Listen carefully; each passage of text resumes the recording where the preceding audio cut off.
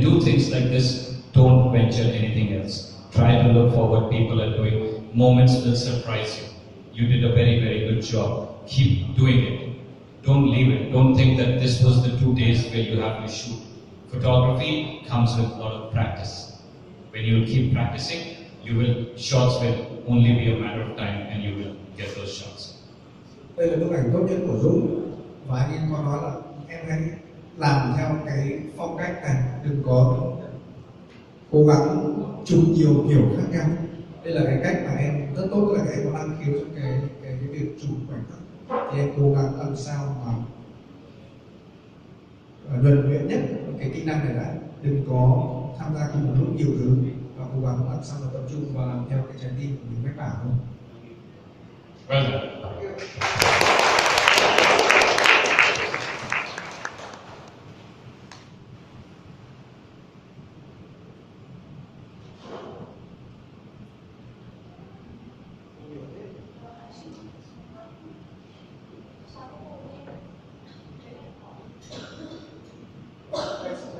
Who's up this?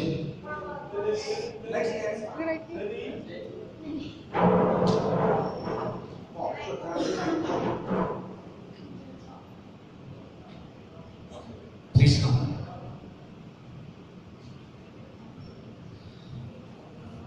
Okay, so what I'm seeing, is this the folder you want to show? Okay. There is, I like the expression of this lady, but there is a lot of clutter at the background. I'm somehow not able to focus on her. My eyes are looking at everything in the background than her. I look at her for a second, then my eyes get distracted. If you were one step on the left, you would have got her clear in the center. Try and see that nothing overlaps with your subject. Alright? Chị đã chọn một cái nhân vật tạm thời là tốt, nhưng mà ngược lại cái hồn cảnh của bạn nó lại vẫn bị dính rất là nhiều. Và khi mà người ta nhìn ảnh, đầu tiên ta nhìn vào cái nhân vật chính của bạn, sau đó người ta bị đập vào một cái khoảng hồn cảnh không tốt, nó bị dính rất là nhiều, làm cho người ta phân tâm. Thì cái cách sửa của bức ảnh này quan trọng hơn, chị là cái là thì chị đứng dịch sang phía bên trái của bức ảnh thì chị chụp được cái góc độ tốt hơn. Thứ nhất là chính diện cái nhân vật và tránh được những cái phần dính. Và mọi người lưu ý nhé, ảnh không đúng không có gì phải đáng sợ xấu hổ cả.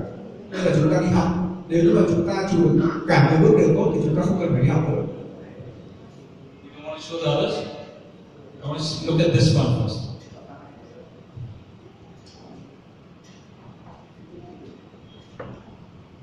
Now you have taken this picture, right? You didn't want to show me this picture. She didn't want me to see this picture. Chị chọn bức ảnh nào trong cái bức ảnh? Cái này cũng hay nhưng mà cái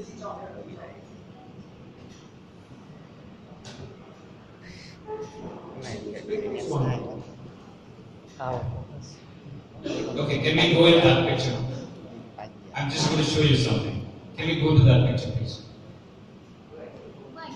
Yeah. Just pull it in the Photoshop. Đây mới là bức ảnh tốt của chị. Ở đây không ai cần phải chỉnh sửa cả chị, chúng ta đến đây để được học chỉnh sửa, nên là chị không lo về việc đó.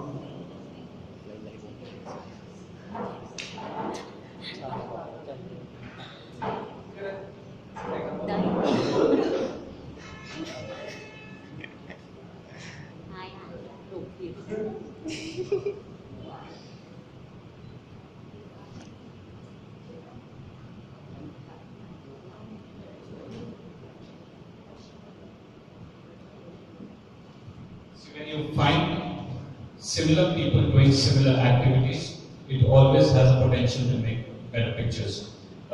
When you saw something like this, have confidence in yourself that you spotted something, that is why you shot it. This is a very good moment. There was another lady which is hiding behind a tree.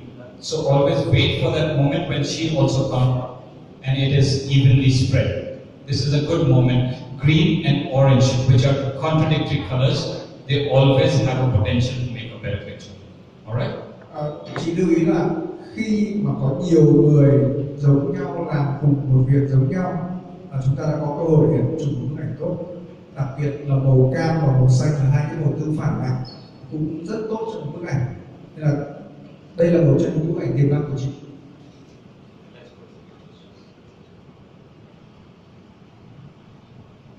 Now we can see what you're showing us.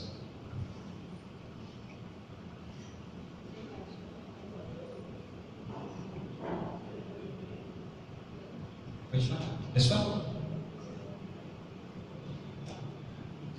Okay, I've explained this earlier also. Don't cut the leg. Alright?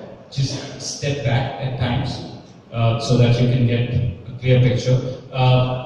I can see similarity, but I don't know what you're trying to show with this female. Some kind of connection which you wanted to show.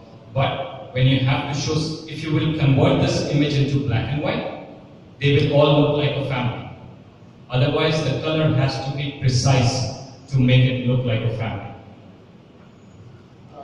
Đây anh ấy rất hiểu đây là cái mong muốn của chị để học theo thực hành theo cái phương pháp đồng dạng similarity, đúng không? Thế nhưng mà điều quan trọng là cái hai cái người phụ nữ này nó lại dính vào đầu, thì nó làm hỏng bức ảnh của chị.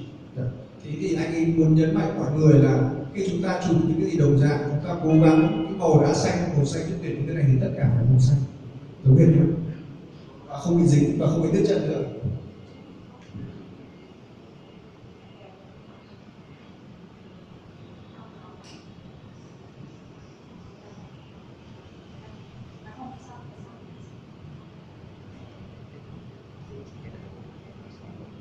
This one? Okay. Can she have the mic? I would like to ask her something. Sure. Chị có thể cầm cái mic ở trên bàn để nói không? Okay, so what is that thing that you're trying to show through your picture here? Chị cứ nói tiếng Việt đi, không sẽ dịch. Anh ấy hỏi chị là chị muốn nói gì trong bức ảnh này? Bức ảnh này thì mình nhìn cảm giác thì có cái chữ là chạm đi tôi sạch áo, nên mình chờ những người ta bỏ rác vào và người ta cái tay gần đấy. Nói to đây, nói to đây. Em bật cái mic lên, em bật cái mic, chị bật cái mic lên.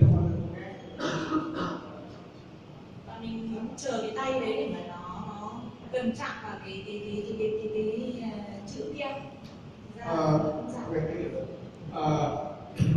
You know, that is a recycle bin. On the recycle bin, they have a label, and it is a Vietnamese word which means "touch me, I'm clean." That means encourage people to put the rubbish here. So, what is her idea? That she wait for the hand to show that somebody put the rubbish inside the recycle bin. Always remember that the only universal language which is accepted all over the world is English. As a foreign man, I would not be able to read it. But if you were clever enough, the other side of the bin has the poster in English, which says, "Touch me, I'm clean." If you're not sure, please go and check it tomorrow. I did see it. But again, this is a bin. People will come here and they will throw it and their hands will come too often. So it's a very, very simple shot. Try to come out of the comfort zone and look for things which are very, very unsure, where things don't happen naturally. This will happen quite naturally over here. Anh ấy hoàn toàn hiểu cái ý tưởng của chị. Thế nhưng mà mọi người đều biết rằng nếu như mà chúng ta chụp những cái thông điệp mang tính chất ngôn ngữ như thế này thì tiếng Việt là điều khó khăn, vì đây không phải là cái ngôn ngữ toàn cầu. Tiếng Anh là tốt nhất. Anh ấy có một cái lời khuyên cho chị là chị thử ngày mai chị quay lên thì xem bên kia nó có nghe tiếng Anh không, vì anh có tiếng Anh đâu ạ? Mình chờ, mình đứng ở bên đấy mình chờ rồi, nhưng mà bên này mình thường thấy những người không đi ở phía bên này, vì bên này sát thì cái công tác nhiều. Vâng, thế anh ấy lại có cho chị một lời khuyên đúng theo ý mong muốn của chị. Thùng rác là cái nơi người ta sẽ vứt rác tương đối nhiều. Em xin lỗi là Việt Nam thì không nhiều, nhưng mà chỉ nên lợi. Nó sẽ có nhiều cơ hội cho chị để chụp, chứ không như những cái tình huống khác. Cái tình huống này sẽ rất nhiều nếu mà chị có thể chờ đợi thêm một thời gian ngắn nữa. If you really get attracted to this situation, I saw a few girls spitting the chewing gum. Then you would have bent down and it would appear as if she's kissing that label. That would have been even more interesting. She said that the bin have the other side in English. but she cannot wait for that moment. She has to wait for that moment. You know, okay, I'm going to tell you a very, very interesting thing that always remember as a photographer. The shots you didn't take, that moments never happened. If you would have never shown me the shots, I would never know that something like this would have happened. So whatever you show me are the moments that happen. Don't get emotionally attached to the pictures. Mọi người cố gắng chụp làm sao, em xin lỗi bởi sao em hơi rất tập trung một chút, em không lắng nghe cái ý kiến của anh Viết thì em đang đầu em đang hơi rất tập trung, em xin lỗi. Mọi người có ai cũng được nghe cái này rõ, có thể nói lại cho em được không? Chung nói. Tức là anh Viết thì anh có chia sẻ rằng là bất kể một khi nào mà chụp ảnh thì là show cho anh xem, vì là nếu mà mình mà không show cho anh xem thì anh không biết được là sẽ tự ý của anh ấy là anh phải sửa cho mình như nào. Nên là kể cả mà chị có thấy rằng là chị cảm thấy rằng là cái shot của chị nó chưa tốt, nhưng mà chị cứ mặc kệ, chị cứ show cho anh ấy xem thì là anh ấy sẽ kiểu như là ở trên này thì là vâng, tức là kiểu như là ở trên là nó thì nó có ảnh của hai cô một em thì là anh kiểu như là cái ảnh đấy thì chị không thích và anh ấy rất tại vì thấy là rất là tốt. Chính thế là hôm nay cũng lúc đầu tiên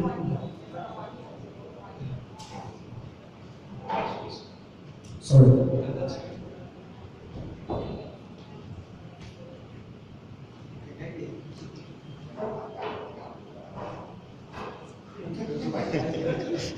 That was a good shot. Cái đó bức ảnh đẹp chưa? Bức ảnh đẹp. Bức ảnh này hay mà. Bức ảnh quay hai anh nhìn hai chị hay à. Đấy, bức ảnh này hay mà. I was just kidding.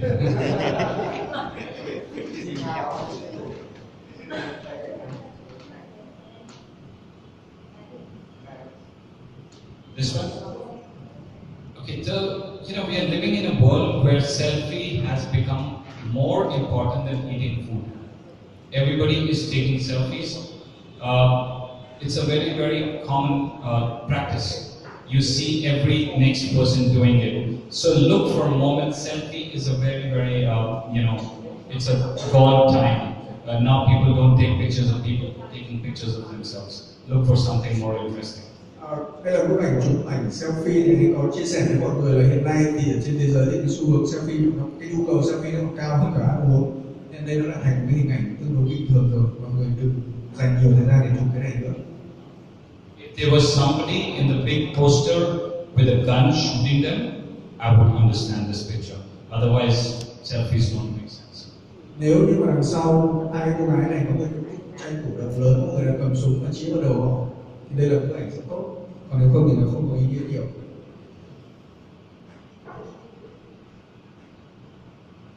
Okay, 2 bags and 2 segways, and that mother. This is a very quiet kind of picture. Look for pictures which has more dynamism in it. Maybe somebody crossing that place on a segway would have made more sense. Chị cũng đã có ý tưởng để chụp hai người bán hàng, hai cái xe trượt và hai mẹ con, nhưng mà ở cái ảnh này tất cả nó đều tích, chỉ cần thêm một yếu tố chuyển động ở trong này. Ví dụ như hai người đang trượt xe thì cái bức ảnh nó sẽ có ý nghĩa hơn.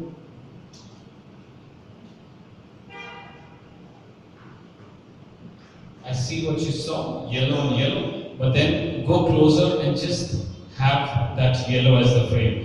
Giving too many greens, if there was a woman walking in green from here, then I would understand that you saw something nice. Chị muốn chọn hai cái màu vàng giống nhau, nhưng là hai cái màu vàng lại bị dính vào nhau. Thì có hai cách để xử lý. Một là chị tiến gần đến cái người này thì chụp, hoặc là chị đợi một cái người màu xanh để chụp cái lá, nếu như mà chị muốn giữ cái màu xanh này.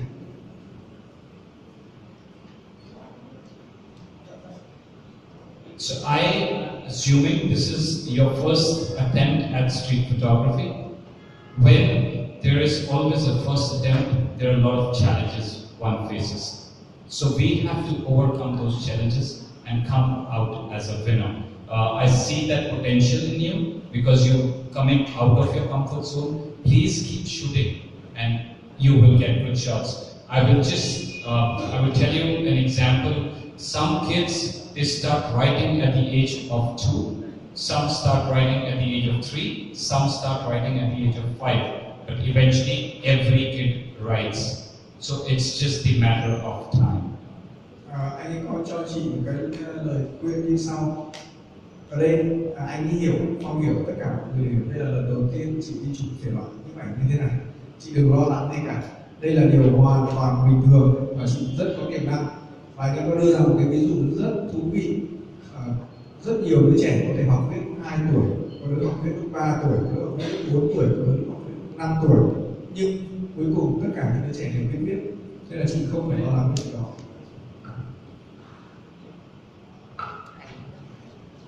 Always take the shutter speed of your camera a little higher. You know, the easiest way is go on f11, speed should be 1/250, and then you can play around with the ISO. Or maybe keep your camera at auto ISO. It becomes much easier. Alright?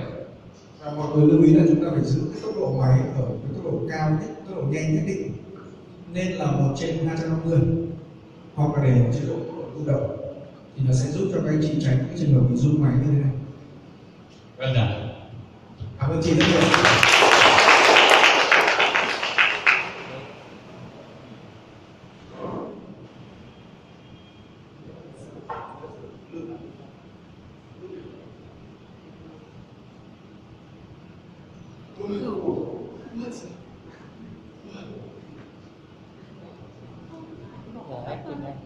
Em có nhớ những người em bỏ qua không? Để quay lại không?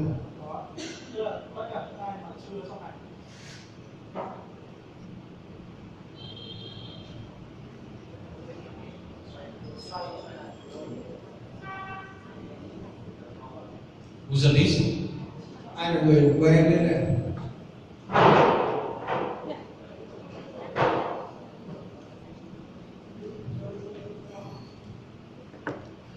So, I like what you saw, but then the foot has to go on top of it.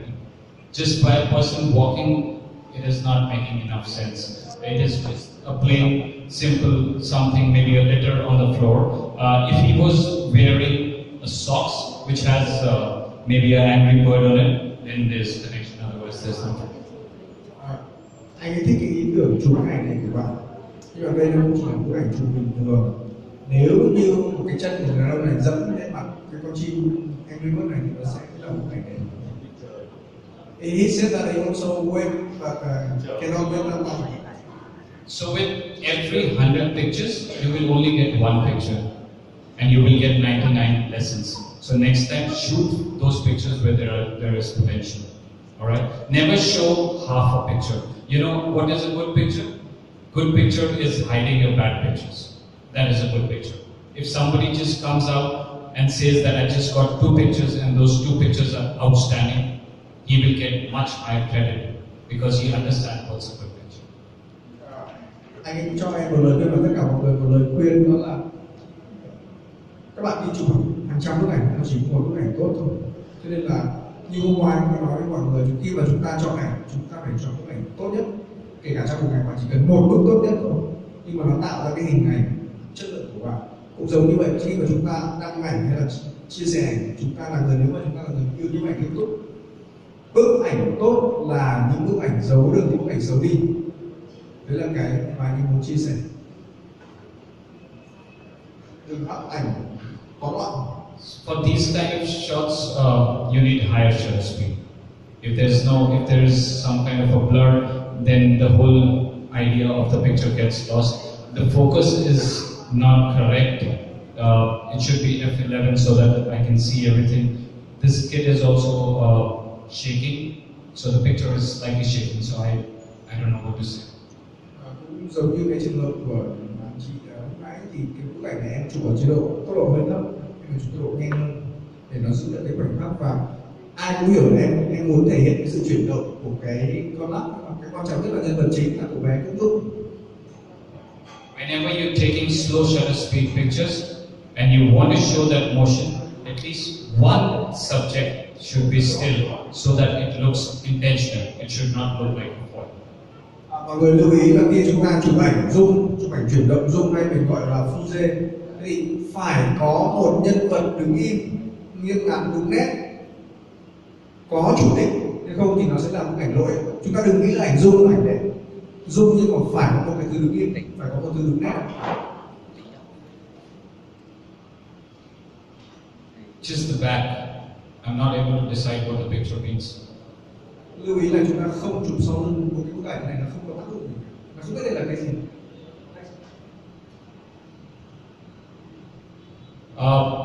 I think there were 18,000 kids just playing with bubbles.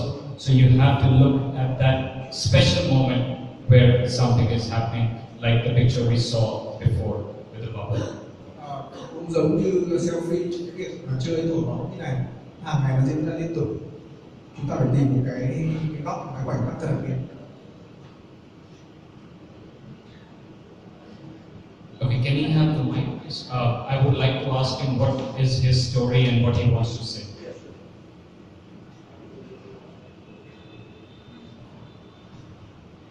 Em có thể chia sẻ cái câu chuyện của em trong bức ảnh này. Anh định chụp thì ý tưởng của anh thì anh nhìn thấy một xe đang sử dụng được một xe hỏng thì chụp lại.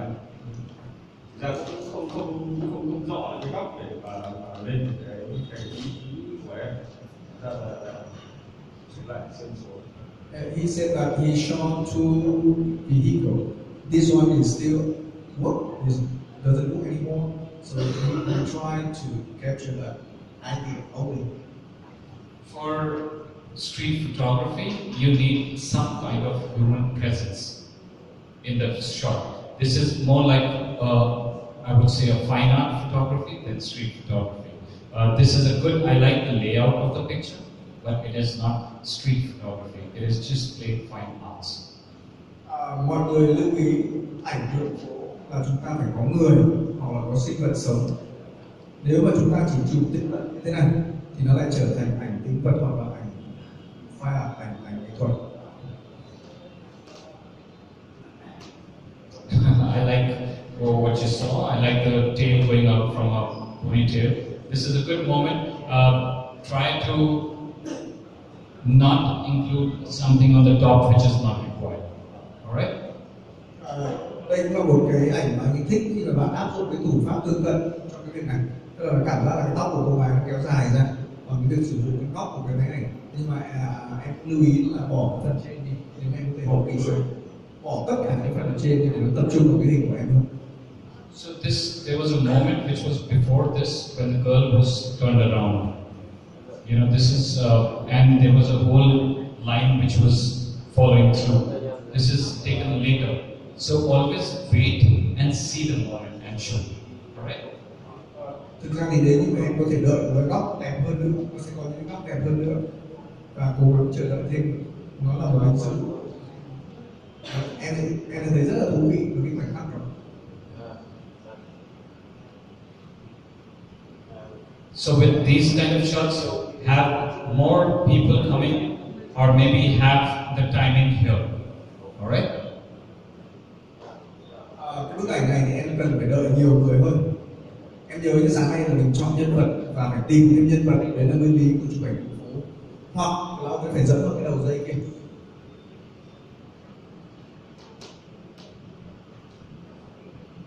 Too simple. It is. Ảnh này quá đơn giản.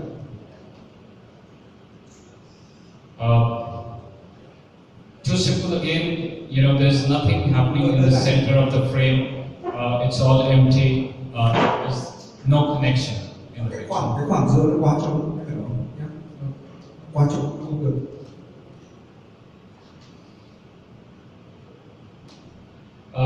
What I'm sensing is your shots look like a very touristy shots. A tourist who would come to the city for the first time will look at places and shoot. Try to look or maybe behave like a tourist in your city, but look for moments which will never repeat again. You will often find these kind of shots happening. Look for something special. Đây là một trong những cái bức ảnh mà thường thấy của những người đi du lịch hoặc là những người làm chương trình và bắt đầu đi đến một cái vùng đất nào mới, chúng ta rất hay chụp cái phong cách như thế này. Nhưng mà em cố gắng đây là chúng ta đi chụp ảnh, chúng ta phải nhìn thấy những điều khác biệt so với những người bình thường thì đó mới là những ảnh đường phố.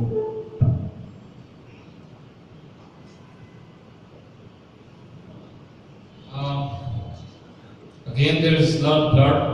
I've told you earlier, when you're doing slow shutter speed, if there was one person or maybe your ball was in the air, it was still, it would make more dynamic picture. Cái ảnh này cũng bị rung, bị nhòe quá này.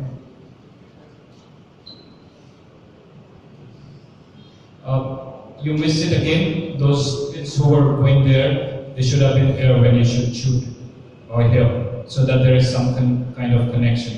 This is again very simple. Mọi người lưu ý là khi mà chúng ta chụp ảnh, những cái người này đã sắp đi ra khỏi ảnh của chúng ta rồi. Đấy là điều tối kỵ. Chúng ta phải chụp họ ở đây, hoặc ở đây để nó có cảm giác là họ vẫn đang ở hiện hữu ở trong bức ảnh chúng ta. Ngoài cái việc nó làm đỡ bị trống ra thì nó tạo ra cái sự thú vị trong bức ảnh. Không như này là ảnh nó đã đi ra khỏi bức ảnh rồi.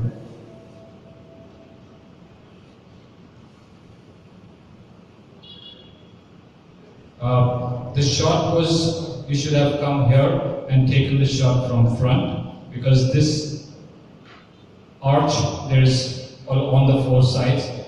Here, I don't know what the person is going to behave like. It is too much of back to actually decide there's a person. Whenever you're shooting silhouettes, try to make sure that you can read the nose, otherwise it's not a silhouette.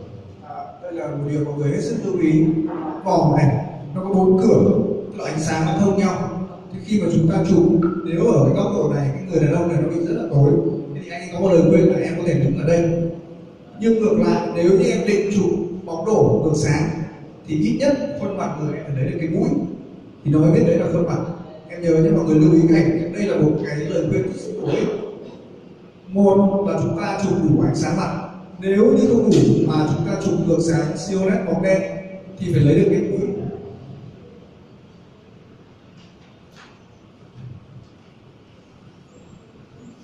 It's too difficult for a person to read. I've told you that don't shoot like this. It looks as if it's not professional. It's a very weird angle to shoot. Cái góc ảnh này như vậy, chụp từ trên xuống và cố gắng hạn chế tối thiểu. Thì khi người xem người ta sẽ không hiểu được bạn đang truyền tải gì. This is a good moment, good shot. You saw it well. Eiffel Tower and 2 feet coming out. This looks like a good street shot, right? It's something special. Đây là bức ảnh rất tốt và rất đặc biệt. Cái ô nó có 2 phát vết phen và nó che 2 cái phần chân và 2 phần chân thò ra khỏi cái ô và hoa hồng tháp vết phen, và đây là một bức ảnh tốt, bức ảnh đường phố rất tốt. Lúc này chúng ta em thích cái phần nói nhiều cái phát tiết này, nhiều cái cái này nữa. Ở đây cũng tác tốt hơn. Cái tương đồng họa tiết trên ô là cái nền Said that also the pattern from the umbrella with the tie is matching with each other, so a bit more nice. What? Sorry? He said that the pattern from the umbrella matching with the pattern on the ties.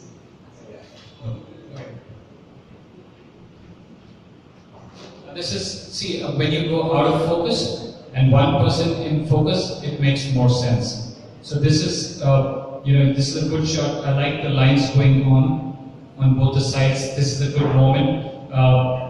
I would give you good marks for this. Đây là bức ảnh tốt, cái khoảnh khắc này rất tốt và anh nói là anh cho em điểm cao.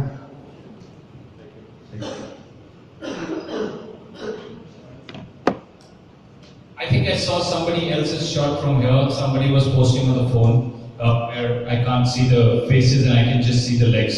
So I've already seen some shot from somebody. Somebody was doing, you were doing it? So I saw the shot.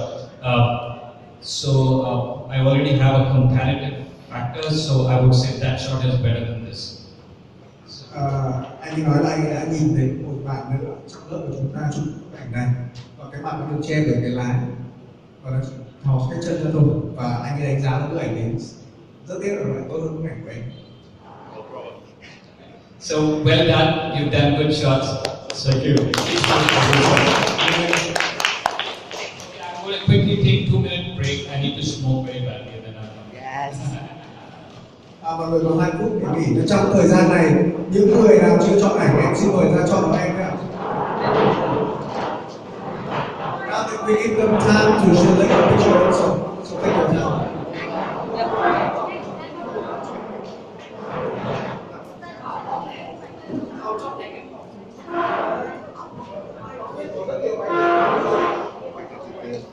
Tàu đã phát.